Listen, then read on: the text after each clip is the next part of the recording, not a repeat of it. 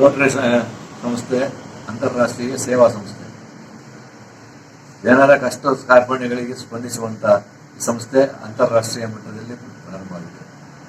ಈ ಒಂದು ಉತ್ಸಾಹದಿಂದ ಮೂಲ್ಕಿಯ ಯುವಕರು ಪರಿಸರದ ಯುವಕರು ಸೇರಿಕೊಂಡು ಮೂಲ್ಕಿಯಲ್ಲಿ ರೋಟರಿ ಕ್ಲಬ್ಗಳನ್ನು ಪ್ರಾರಂಭ ಮಾಡಿದರು.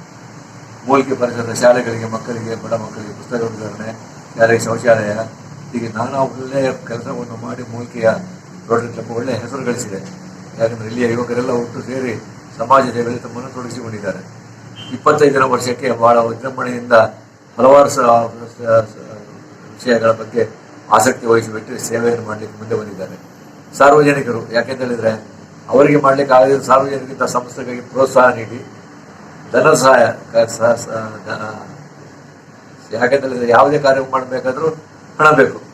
ಸಾಧ್ಯವಾದಷ್ಟು ಅವರಿಗೆ ಪ್ರೋತ್ಸಾಹ ನೀಡಿಬಿಟ್ಟು ಅವರ ಮುಖಾಂತರ ಸಮಾಜಕ್ಕೆ ಒಳ್ಳೆಯ ಕೆಲಸ ಮಾಡಿಸುವಂಥ ಒಂದು ಕೆಲಸ ನಾವೆಲ್ಲ ಮಾಡಬೇಕಾಗಿದೆ. ಅದನ್ನು ಮೂಲ್ಕಿ ರೋಟರಿ ಕ್ಲಬ್ಬು ಒಳ್ಳೆಯ ಹೆಸರುವಾಸಿಯಾಗಿ ಅಂತಾರಾಷ್ಟ್ರೀಯಗಳೆಲ್ಲ ಇದಕ್ಕೆ ಸದಸ್ಯರಾಗಿ ತಮ್ಮಿಂದ ಆದಷ್ಟು ಸೇವೆಯನ್ನು ಮಾಡುವುದು ಮುಂದೆ ಬರಬೇಕೆಂದು ಎಲ್ಲರಲ್ಲಿ ವಿನಂತಿಸಿಕೊಳ್ತಾ ಇದ್ದೇವೆ.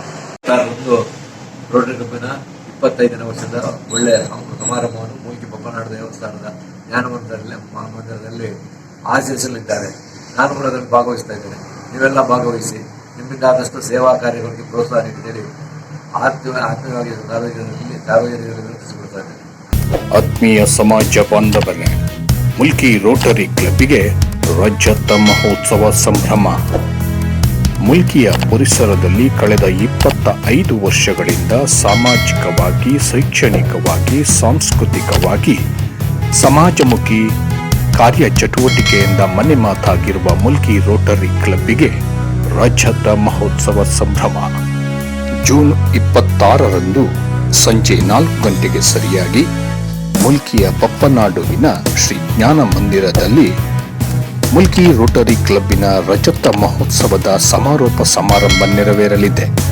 ಬನ್ನಿ, ಭಾಗವಹಿಸಿ. ಬನ್ನಿ, ಕಾರ್ಯಕ್ರಮವನ್ನು ಯಶಸ್ವಿಗೊಳಿಸಿ. ಬನ್ನಿ, ಭಾಗವಹಿಸಿ. ಬನ್ನಿ, ಕಾರ್ಯಕ್ರಮವನ್ನು ಯಶಸ್ವಿಗೊಳಿಸಿ.